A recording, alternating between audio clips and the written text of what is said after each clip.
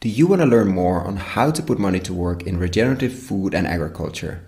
Follow our video course via investinginregenerativeagriculture.com/course or in the links below. Now, on to the podcast. Welcome to another episode of Investing in Regenerative Agriculture, Investing as if the planet mattered. Podcast show where I talk to the pioneers in the regenerative food and agriculture space to learn more on how to put our money to work to regenerate soil, people, local communities and ecosystems while making an appropriate and fair return. Why my focus on soil and regeneration? Because so many of the pressing issues we face today have their roots in how we treat our land, grow our food and what we eat. And it's time that we as investors, big and small, and consumers start paying much more attention to the dirt/soil underneath our feet. Before we get started, I've been recording these interviews next to my day job, and I will definitely continue to do so and release about an episode a month. But at the same time, I would love to take this further, share more interviews. There are many more stories to share on investing in regenerative food and agriculture. More depth, improve the quality, maybe even doing some video series. So I started a Patreon community, which makes it easy to support creators like myself. If these podcasts have been of value to you, and if you have the means, I invite you to support me and make this happen. For more information, please find the link to my Patreon account in the description below. And now, without further ado, the interview. Enjoy! So welcome to this podcast, Investing in Regenerative Agriculture, Agriculture as if the planet mattered. I'm Koen van Seijen. I'm a senior manager at Tonic, a global community of impact investors, and in my spare time I host these podcasts. I started doing these podcasts because I noticed that I was having quite some, at least for me, interesting conversations around investing in regenerative agriculture. And every time after the conversation was finished, I thought, why didn't I record this so I could actually share it with others who are interested in this space? So why regenerative agriculture? Because so many of the current issues we face as a world come together in this sector. And impact investing for me offers a way to scale this sector and reach the potential it has. In these interviews, I'm talking to people who are trying to scale up the regenerative agriculture side, either by increasing the inflow of capital into the sector or by increasing the impact on the ground and scaling up the enterprises on the ground. You're going to listen to an interview with Jurriaan Ruys, CEO and co-founder of the Landlife company. We talked about many things in this interview, about large-scale ecosystem restoration projects and how to make them viable, and how they all start with something extremely small, namely a 10-centimeter seedling that should grow into an enormous tree, but working with local partners and how that's absolutely essential, and about the enormous challenge and opportunity of turning the 2 billion hectares degraded land back into productive soil and nature. Today in the podcast we have Jurriaan Ruys, co-founder and CEO of the Landlife company, a company dedicated to make large-scale nature restoration projects viable. Welcome, Jurriaan. Hello, Koen.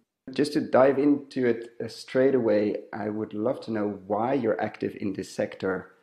You had a very successful career in the corporate world, and you decided to change that. Yeah, it's in the end, it's all about people. For me, it was also about the people in my life.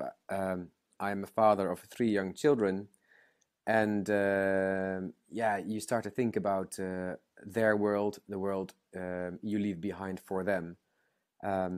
So I think at first I was really excited about the prospect that one day I could take them to pieces of land all over the world that this organization, our company, had helped restore. And I thought it would be fantastic to take them into forests or restored steppes or deserts and show basically how I contributed to society, to nature, to a better world for next generations. That's a personal story for the people in my life. But I think also on a larger scale, really, if I think back about important decisions I have to make for the company, I always think back, why did I start this? And it is in the end to make this repairing of the earth possible. So the contribution to a technology or to a team of people or to a movement that will make this planet fit again, for us mostly in terms of land, so the skin of the earth, to heal the skin of the earth, to contribute to make that possible is a very important driver for me and my partner Eduard Sanen, with whom I started this company. And what I noticed, you refer to my previous life in corporate world. I used to work in energy when I graduated as a chemical engineer. And what I realize a lot now is how different it is to work on something that society wants to help fulfill society's wishes versus doing something that society actually has a more critical perspective on. For me, that was a big change and a very positive experience. So everybody I talk to about our company, about our activities, about what we do, about our problems, I find people excited to listen and often to help. And I hadn't expected that would be so fulfilling and exciting. So so basically, it's about to make that possible. I'll admit that I also really like to work. So I like to travel. I like to go to new places, to very authentic pieces of the earth. I'm also deep inside an engineer, and I love to work with technology to think about how we can improve technology. And as an engineer, the whole concept of basically restarting nature to give it a new kickstart where it has basically landed on some dead-end road, which is often the case in deserts, in man-made deserts, if you like. Nature will not come back unaided. As an engineer, to help bring back nature and let nature take its course after we've left is something very thrilling and fulfilling as well. Yeah, thank you for that. And can you walk me through the steps that you did in your mind, and probably also when you were talking to people when you left the corporate world? How did you end up at healing the skin of the earth instead of renewable energy or mobility, etc.? How did you end up at the skin of the earth? I think it is more than 50% opportunity driven and less than 50%, if you like, strategizing about who you are and what you want. But there was a bit of that. So I did realize, I was 45 at the time, I did realize that when you die and you look back on your life, that's basically what matters, is what you see and how much you like what you see. So I realized that if I was able, with my experience, my network, to do something that I felt was not only super exciting, but also something I felt very good about at the end of my life, it was worthwhile to take a shot at it. And I thought, like, okay, if I fail, then I've done my giving back for a few years, and it'll have cost me some money probably, but hopefully gained a lot as well. But if I succeed, then you've just created the most beautiful thing in your mind. So that's the strategy part, and that's, as I said, only that relevant. In the end, it's about who you meet and what opportunities cross your path. So I had been working with the director of the International Union of Conservation of Nature when I was a consultant for many years, on the side, pro bono, advising. And when he mentioned he was going to a foundation to help restoring the earth, it basically triggered this whole concept. And then he introduced me to some people, and in the end that led to the founding of this company. And so when you look at what you've been doing so far, it's really focused on, we need to get CO2 out of the air, and what's the best, fastest and most natural way basically of doing that. How did you end up at founding this technology, the Cocoon, and can you explain a bit more about that? Yeah, actually the CO2 was never, and I would say is still not the driving force behind this this initiative, this company. It is a very important collateral benefits, if you like. But basically it is about healing this planet. And I think it's part of a bigger story, of which CO2 is a very important part. But it includes taking the plastic out of the oceans, putting the fish back where they belong, and taking out of the air what doesn't belong there. And repair this skin of the earth. And this is this is for multiple reasons. It's basically that I believe that we, as the inhabitants of this planet, and even more the younger generations, for us it makes total sense to at least make the earth that we live on healthy and providing to us and to nature in general, and not live on 2/3 of a planet, which is currently the case, 1/3 being degraded in terms of land, whereas we need 3 planets to survive. We consume 3 planets and we have only 2/3 of one planet. That doesn't make sense. So the story is much about the planet and the space where you live in, and it's like your house, it's like your garden. You want to live in a beautiful, in a providing, in a healthy space. So that's the starting point. How we got to the idea of the cocoon is one of the other things that struck me is, as a Dutch person, I live in a country with a huge legacy of agriculture knowledge. But very few of my circle, at least, were working in that industry. And maybe it's because the industry has not been very popular over the last decades. It's been seen as part of the problem rather than the solution. People were going to tech or investments or consulting, like myself, and it felt like a waste of built-up skills and business and global reputation. So I was really intrigued to do something in this area and to build on the people who have built this sector over all those decades. I also was intrigued by the philosophy, the theory of permaculture, and all the great inventions that had been done in that area. There are thousands of patents out there.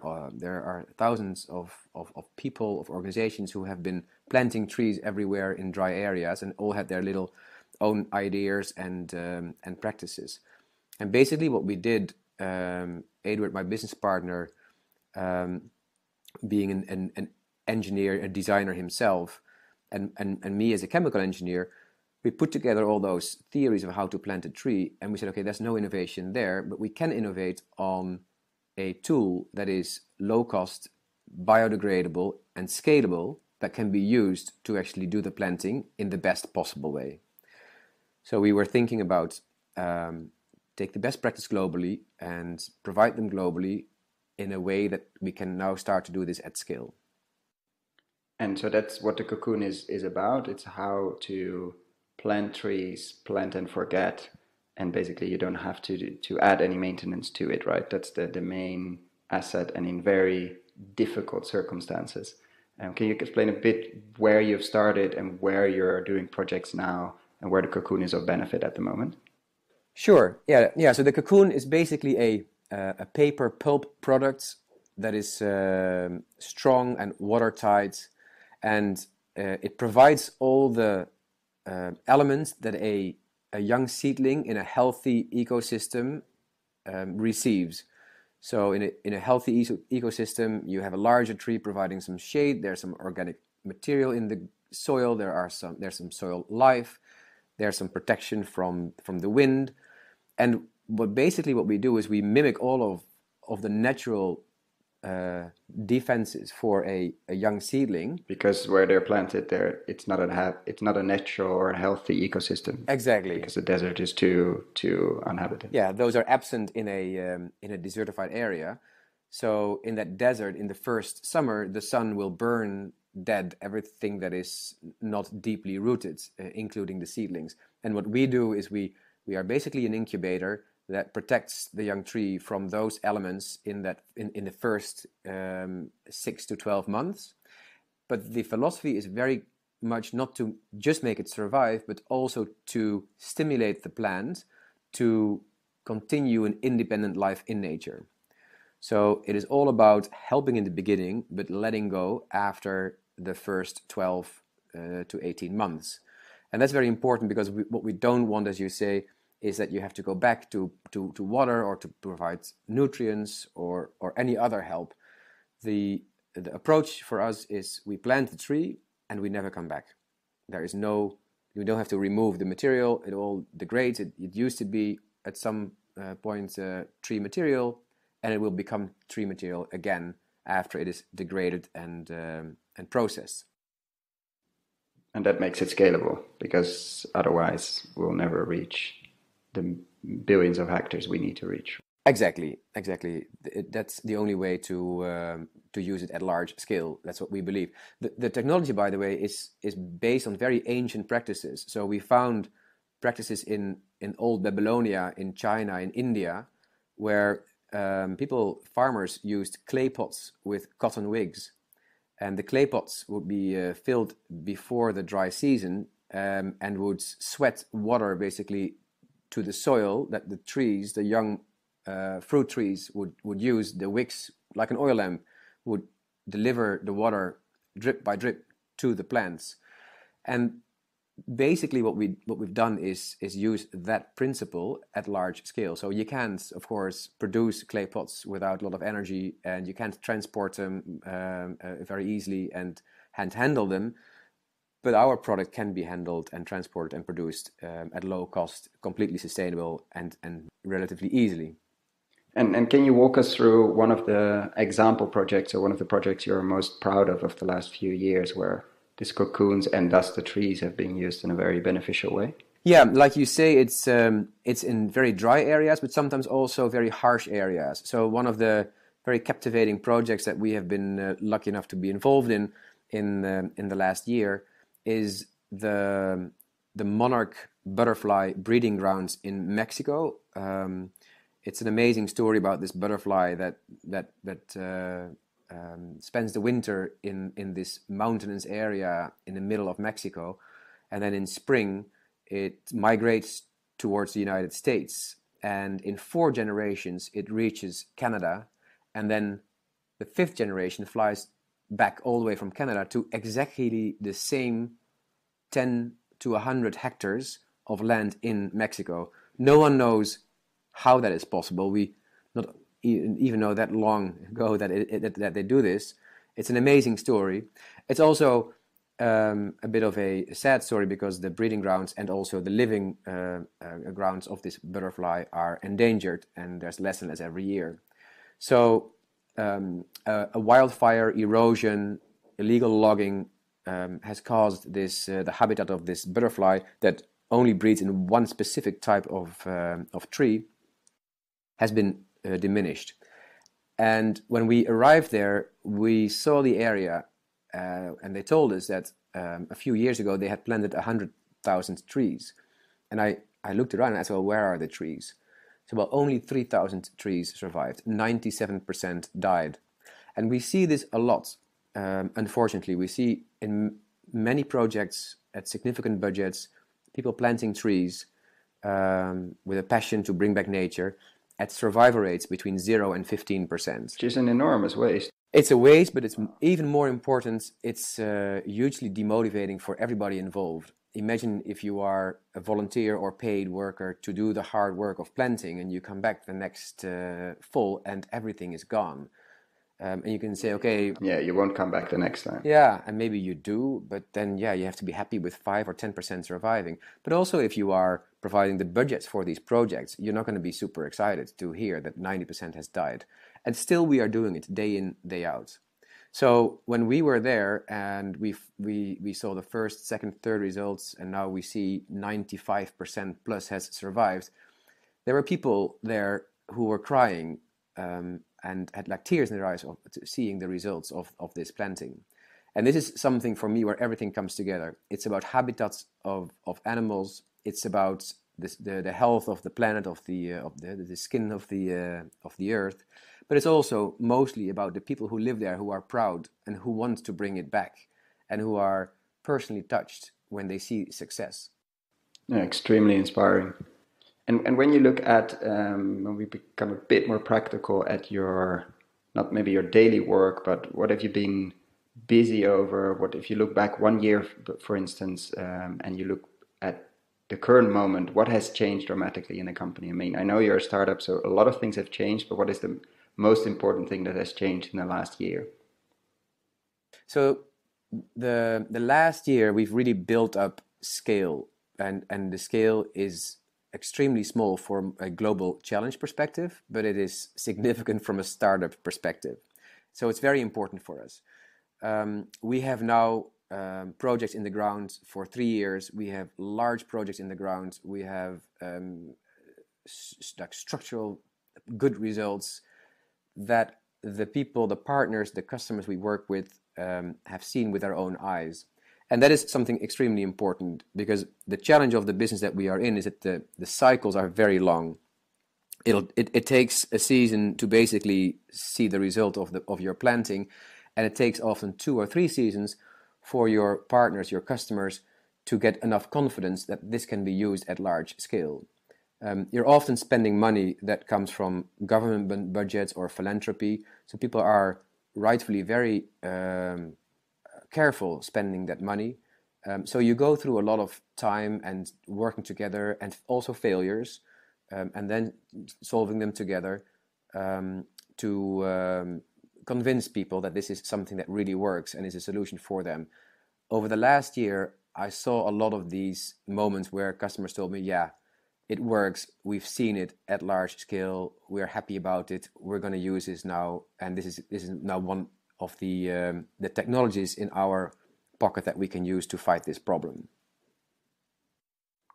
And when you look, because I think that process will only increase because you're doing so many projects that come to that 3-year or 4-season mark.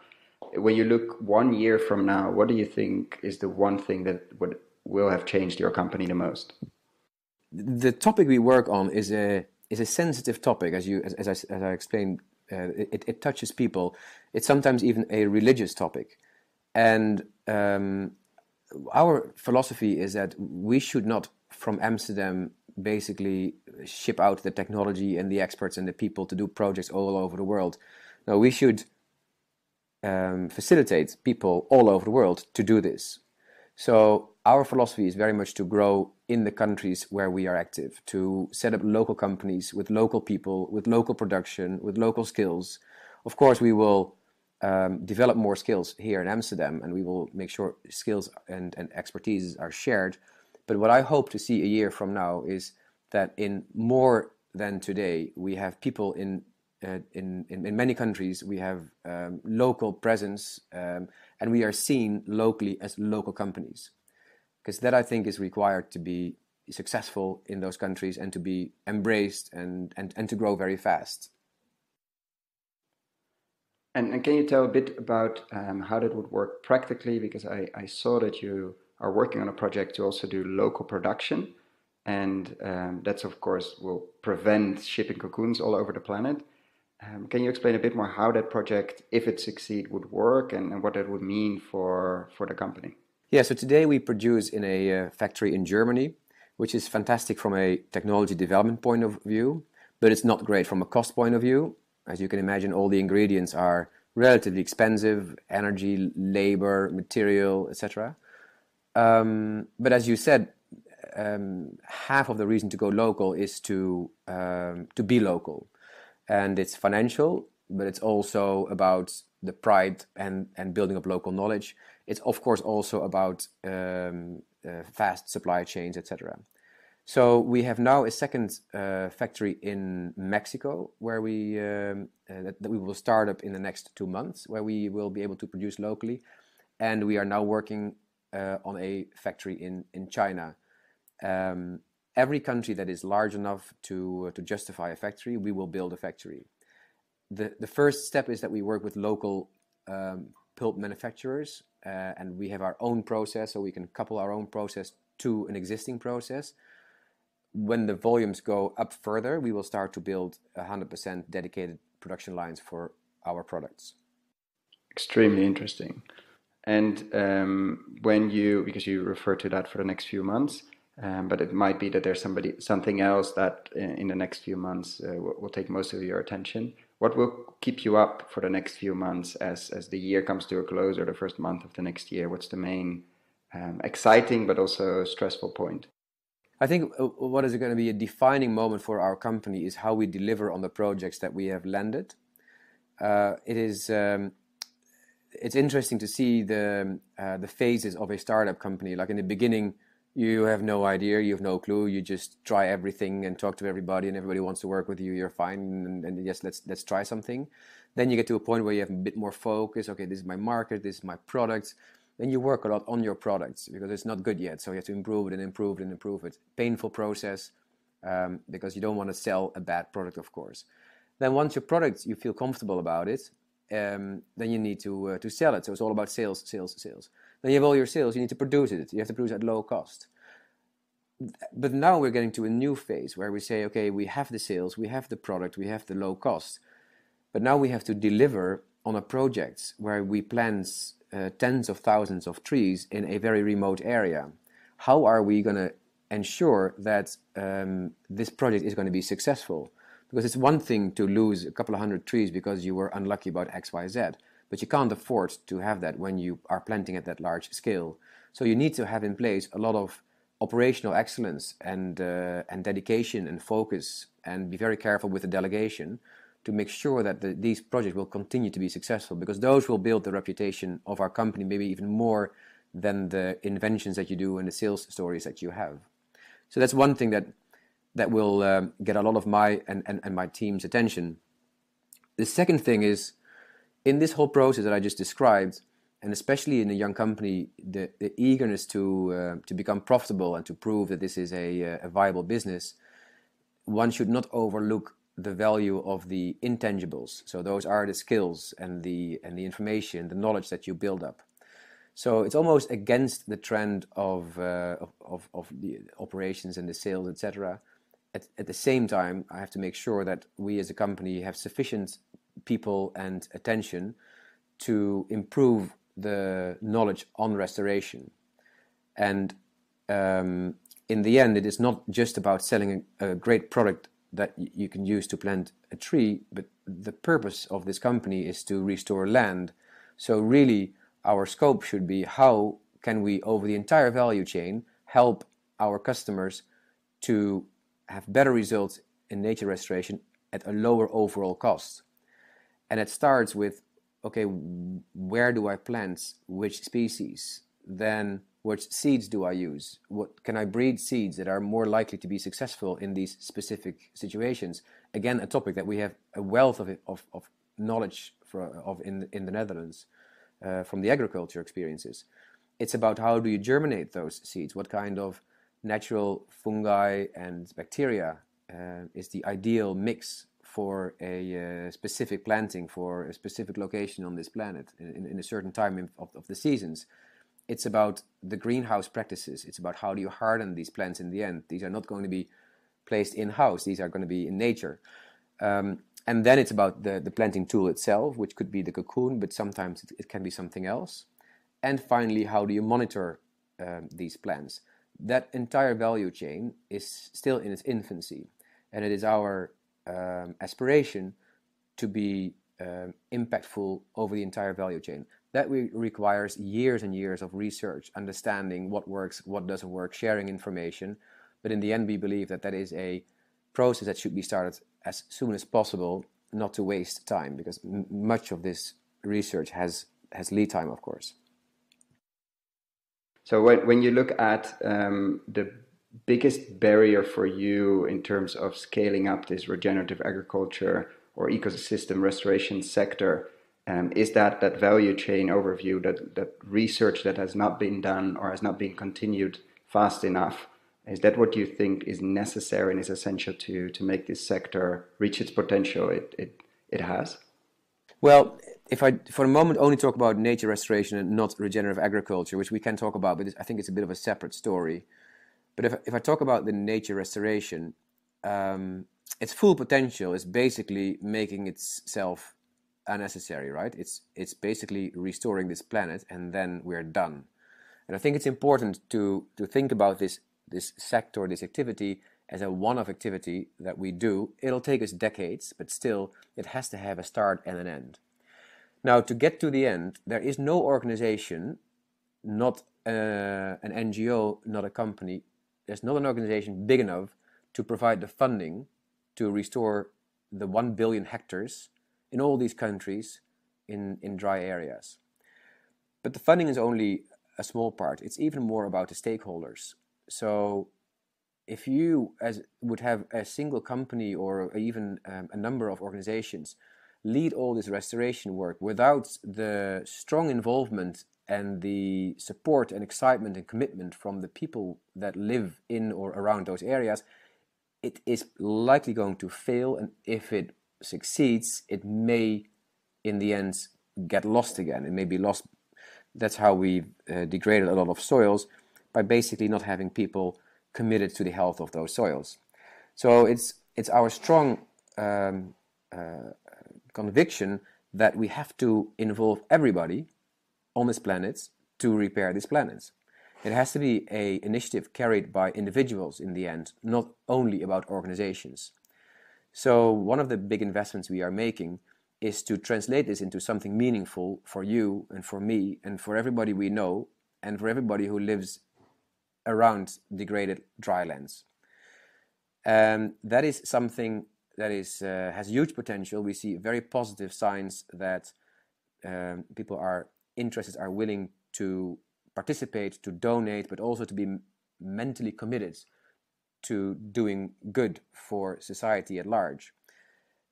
The United States in 2015, $250 billion were donated by individuals on many different topics. So you see there's a lot of potential and a lot of excitement to do this. And I think unless we are able to tap into that, those people, we will not be able to reach the targets for nature restoration, at least. If I think about regenerative agriculture, again, that's a very different story. We are a little bit active in agriculture, but our main focus, I would say 90%, is today about nature restoration. We do see, of course, that the technologies that we are developing also have applicability in agriculture. We do have some projects on fodder trees. We have projects on productive trees. The challenges we often face there is that for the smaller scale projects, people are very interested to use our technologies and see the benefits. For the really large scale regenerative agriculture projects, the problem is that if you let go of a lot of control that we have currently over the production of these crops, of these trees, the off-takers of these products, of the fruits, of the nuts, they won't be guaranteed anymore how much will be produced in what year and what the size and the quality of the product is. Because you let nature basically take its course, and one year will be great, the next year will be different. And what I observe, and in the discussions I had with these large investors, they said, yeah, I've sold my table grapes 10 years out at this amount per year at this quality level, and we need to be able to control the irrigation and the fertilizer and the pesticides and to basically make those cash flow streams. I think that's a big challenge. How do we solve that? I don't know. But that's, for us at least, one of the limitations that we are running into if we want to use our product at a large scale for productive trees. Yeah, I can imagine. Although it's of course ironic in a world where climate changing is doing a lot of things. People are selling their harvest for the next 10 years, while they probably know that in year 7 or 6 or 5, or maybe in all of those, something terrible will happen or some storm will destroy everything. So it's a very risky move. You would imagine they would think more longer term and look at solutions like this to at least make sure they have a harvest at all. Well, it's easy for me to say that, not being in their business. If I would be in their shoes, I probably would make the same decisions. You're telling me that my business is uncertain, and you're giving me something uncertain in return. And then, yeah, why would I think your uncertainty is better than the uncertainty you tell me that I will have in the future? So it is a hard transition. I can see that. Oh, definitely. It's a really rough one. And at the end, that's probably a big link with the ecosystem restoration and the nature restoration where you're working in. It's the people that are working on the land and the smallholder farmers, or that are living on the land or around the land that is degraded, that are suffering the most. And it's not the big landowners, they will get away with it. But it's the people actually on the land working on it that are gonna suffer and are already suffering the most. Yeah, I guess the second thing that we are also seeing is that, especially if you plant trees, it takes a very long time to make a fair comparison, current practice, intense agriculture versus the cocoon technology without chemical fertilizers, etc. It'll take years and years, if you at all can actually do a fully comparison to compare one versus the other. So in the end, it will also be a little bit about philosophy and principle almost. I think it'll take some people who have a gut feel that this is the right thing to do, and that are willing to be the vanguard and start the projects. And it will take years for everybody else to acknowledge or not that this is indeed the right way to go. So what we are doing is we're starting to plant the productive trees, not so much with a view like, okay, that will be the business in the next 3-4 years, but more like those are going to be really interesting proof points in 10 years from now. So it's a very long-term investment for us. But then again, none of these problems will be solved short-term, so long-term is also relevant. Yeah, for sure. In 10 years, we need the technology and to use it in many other ways we couldn't imagine right now. So if you look at impact investors or investors in general that want to get into or that have to feel the same urge and need like you feel to restore nature, and maybe it's on agriculture side or maybe it's on the nature side, what would you advise them? What would be your principal advice to get into this sector and to do something meaningful with their investments? Yeah, I think on a more holistic perspective, I would say it is a cliche, but put the people first. Start from the perspective of the people. And with the people, I mean the customers that are buying the products in the end. What do you think that those people will do in 10 and 20 years from now? How much will change in the relationship that people have with the food that they eat? What will they require to know about it? What will they decide once they know everything about the food that is available to them? But also the people who work in the sector, on the farms, the people who own the land, the people that regulate the business. The world is changing very fast, and it's not in one direction always.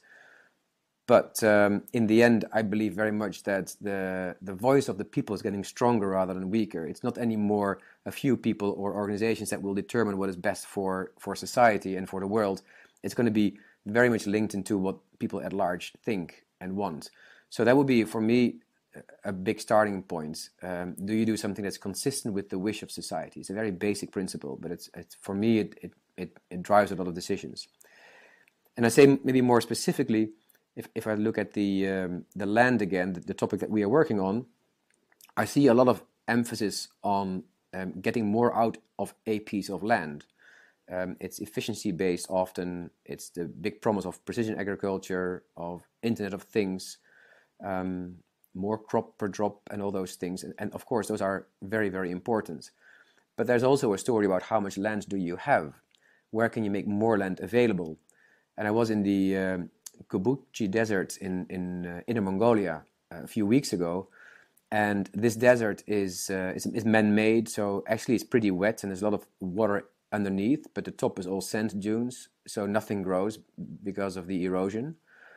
Then when these people started to plant trees, they've planted licorice trees, 50,000 hectares, huge piece of land. And once planted in the right way, these trees can establish there. And this has now become agriculture land, something very scarce in China. I thought it was a fantastic example of how we can increase the size of our solution rather than just the effectiveness or the efficiency, if you like, of the solution.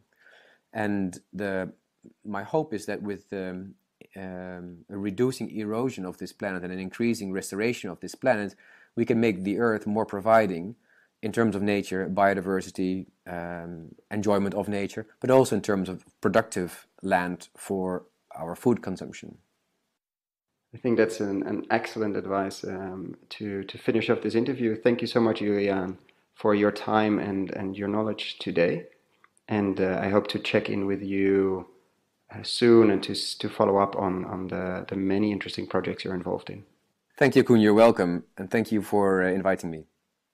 You just listened to Investing in Regenerative Agriculture, Agriculture as if the Planet Mattered, an interview with Jurriaan Ruys, co-founder of the Landlife company, working on large-scale ecosystem restoration projects and basically making sure that the trees you plant actually survive.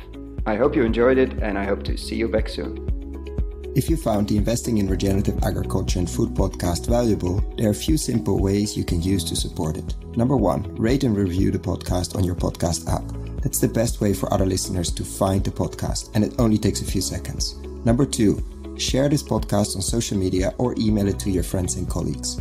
Number 3, if this podcast has been of value to you and if you have the means, please join my Patreon community to help grow this platform and allow me to take it further. You can find all the details on patreon.com/regenerativeagriculture or in the description below. Thank you so much and see you at the next podcast.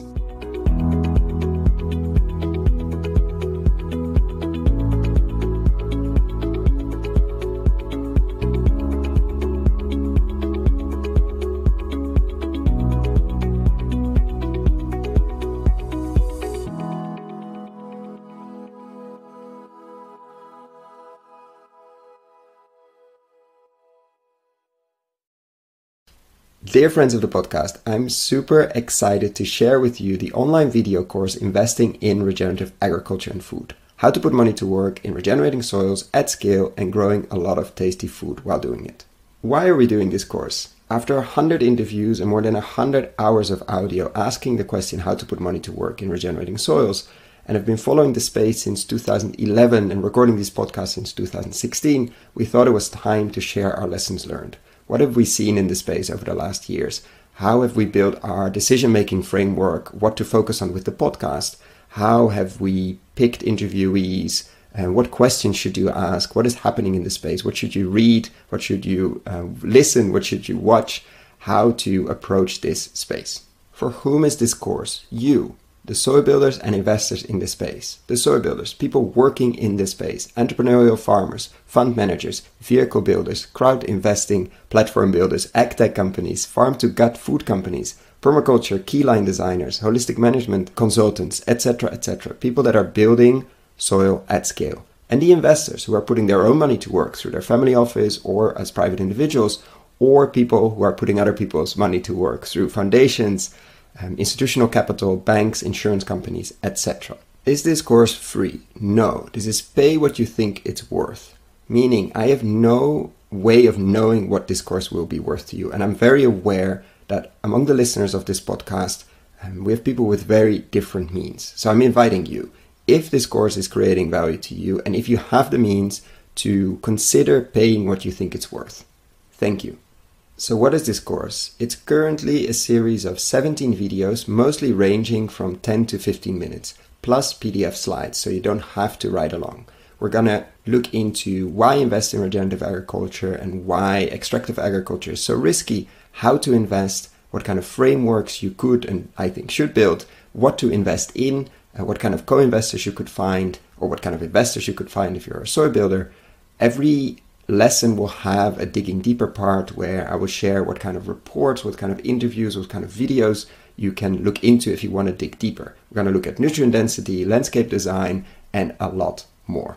So what is it not? It's not a list of investable deals. Unfortunately, that doesn't exist in this world. We're really at the beginning of the regenerative agriculture and food revolution. It's also not investment advice. Before making any investment, please find professional investment advice. So get ready, get a cup of coffee, a cup of tea, or whatever you're drinking. Click on the link below, sign up, and I'm really looking forward to your feedback.